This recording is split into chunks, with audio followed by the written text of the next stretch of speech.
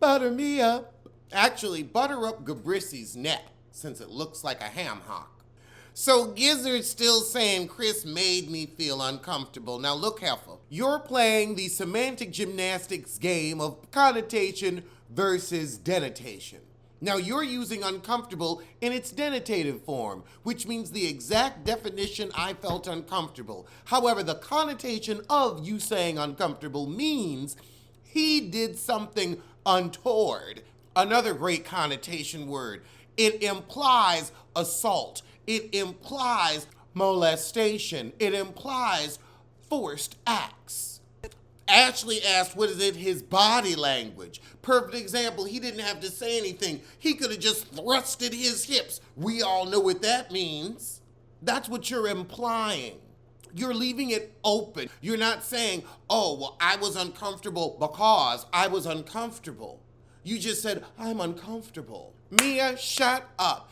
She didn't want to be in a room with a married man by herself. She didn't have to be. They could have met other places. It was her choice to go in there by themselves, which is very odd. You feel so uncomfortable with him just being there. Why go into the room by yourselves? And again, you said, oh, I thought my makeup and glam was there. The door was left open. So, okay, you were in a room with an open door and you felt uncomfortable with him. What did he do to make you feel uncomfortable? Was it merely his heterosexuality? What did he do? Was it the thought of his brown penis?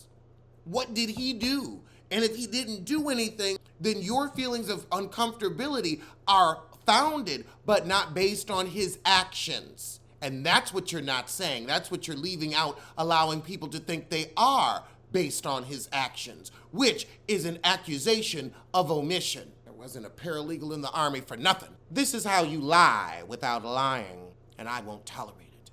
And then you go and say, oh, Candace, you made this bigger. No, by you leaving things open-ended, you made it huge as the imagination of the audience of millions. Mia, shut up, because when your coot and his lack of coin are in the spotlight, we'll see how you feel. Well, you'll just lie. Do your feelings lie to you, Mia? Is that your problem? Do your feelings betray you? Then we head over to Rob bringing up Candace's Instagram with the ladies and who she was and wasn't insulting. And yes, Candace did say, I wasn't talking about Karen because Karen wasn't throwing barbs like Rob was, even though she's worrying about her cap coin to keep her casa. And Rob Dixon has the nerve to say, Candace, you get upset about things because they happen on camera and everything we do should happen on camera. Well, I guess that's everything you do, but not everything Juan does. At least not every woman Juan does. Is that where it excludes where, oh yeah, everything we do should be on camera except for Juan's women? And Wendy said, well, no, it was just funny because Candace said, oh, well, is Rob the most loyal to you? And here Rob comes saying, I think we all should have heard that since you were talking about us. And of course, Rob says that wasn't the version of events. Girl. Well, you know, I'm not surprised you couldn't remember that was the version of events because you were too busy tracking Juan's mistresses and paying for her hotels. Oh, but we're back to Gabrissy's almost finished barn that she turned from a garish Barbie dream house, well, maybe livid dream or possibly nightmare, to the foyer of the industrial headquarters of White House Black Market. I mean, at least it looks like an adult lives there now, but you can tell it's an adult with no personal style. And we're putting that up against Karen's event, which wasn't really about Karen. Both of them have failed, but both of them at least got their projects off the ground more than she by shit Ray. Gizzard, you're so stupid, I still can't believe you say he needs to make me laugh and have a big dick. Ain't nothing about faithful. Ain't nothing about faithful, because every man walks out on you. What about a man that's interested? I mean, any man on the street can have a big dick and make you laugh. You're probably ticklish. Okay, now we're talking about Karen getting inspired by the Countess to do a variety show. I think what you're saying is Karen saw from the Countess that there is a market out there for it, that it's something that, oh, you can do and you will make money at doing it. The Countess's show that I saw that toured was just her ass singing, which was terrible. It was fun, but it was terrible. They could have had more talent on there because with her, there was none. However, I mean, I could have opened, closed, and sang a few notes with her. and at least hit him. But I don't think she was inspired to get out and be the white mediocrity that Luann de Lesseps is. However, Karen, if you're going to say the great Carol Burnett inspired you, that would mean you'd have to be funny. You were barely a part of the show. You were more a producer, if anything. We know what the Ladams are, but what would the Robins be? Boring and cheated on. Lonely. Everybody was so surprised that Giselle has a sister, but I don't know why anybody would be surprised she would only mess with her on the operating table. I mean, is that a sister you'd stand up for? Gizzard said, I've talked about my personal life on camera. Production don't want to show it because you have nothing to say of value. Andy says, so you won't open your medical business, but you expect others to open theirs. And she says no, and Mia says, excuse me, I thought I was what cancer looked like. You're a cancer on this group, I'll give you that. We got another one of Gizzard's invisible men, Jason. Girl, please. Andy could barely get out with a straight face next season if he's still here. Will he be on? No. I'll give Giselle this.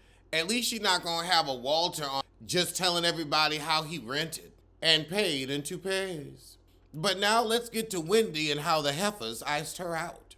Mia, you just said, oh, well, Wendy wasn't saying what I wanted to talk about, so I had enough. Just because she don't want to talk about something you want to talk about because you're making it up, just because she wouldn't go with your lie, give you the right to hit her in the eye? Fuck you. Wendy said, you assaulted me, and don't let this show fool you.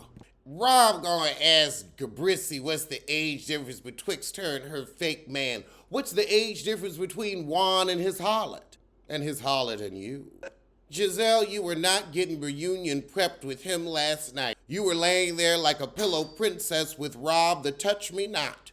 That's the only touching you've got. I mean, ain't nobody believing these wild rumors this season. Mia, you taking a page out of Charissy's pamphlet ain't do nothing. Everybody knows Penelope Thomas Bailey ain't got enough degrees for Wendy to be interested. She likes her men successful and educated. You like your men Cat Daddy and Coot. Wendy said, look, Mia, you the one out here trading your lip for a lobster. Coochie lips, that is. Rob said, if somebody threw a drink on me, it wouldn't be good. Why, you'd melt? Dixon's out here defending herself. Well, I meant, if you don't really want to fight, then stop. I didn't want you to fight on camera. Heifer, please, why'd you have out RMZ?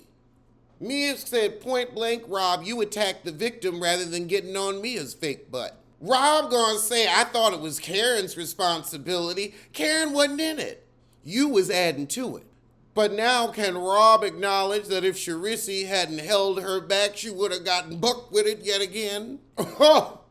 Ashley, you flip-flop your stance on violence this season. Oh, yes, she did. This is Candace's Vindicate reunion. Ashley said, well, I wouldn't console Wendy because nobody was really being mean to Mia. Everybody jumped down Monique's throat, so I felt like I could take a side. Andy said, Gizzard, you just a plain old hypocrite. Gizzard gonna say, well, Candace got beat up. This was just a drink toss. This was a harsh baptism and an attempted purse assault.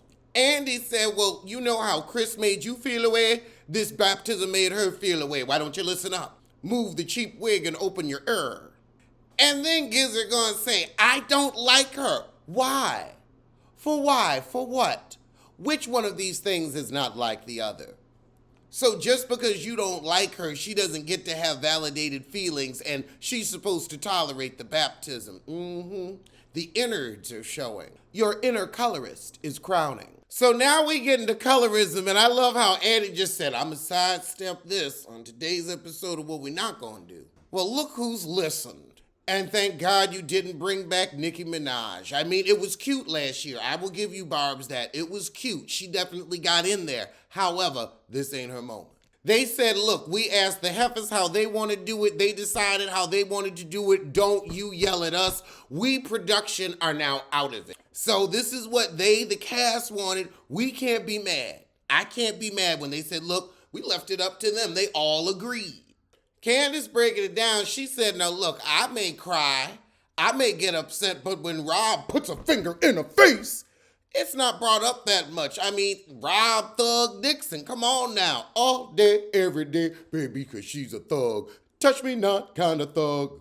This wasn't a conversation. This was more of a kumbaya, but they gave us one good example. I mean, I think this is something that's gonna go on. This is going to be a continued conversation, so I'm gonna look at this as the opener. So now we have Mia's moment with her muff minder and muff diver, Jacqueline. However, Jacqueline's whole issue is feeling like being Mia's second banana. However, isn't that what you were hired to be? Yes, y'all are sharing a sister for a nanny, which she shouldn't have been complaining about, but it was so both of you could be on this show and get the coin that your coot just ran out of. And that shared coot coin. However, now we get into some text messages and Mia brings out Pandora's box, which isn't as cute as Monique's full binder. All right, but that was it. We'll get to the rest of the shit next time. This was cute. But I'll see you for part 3.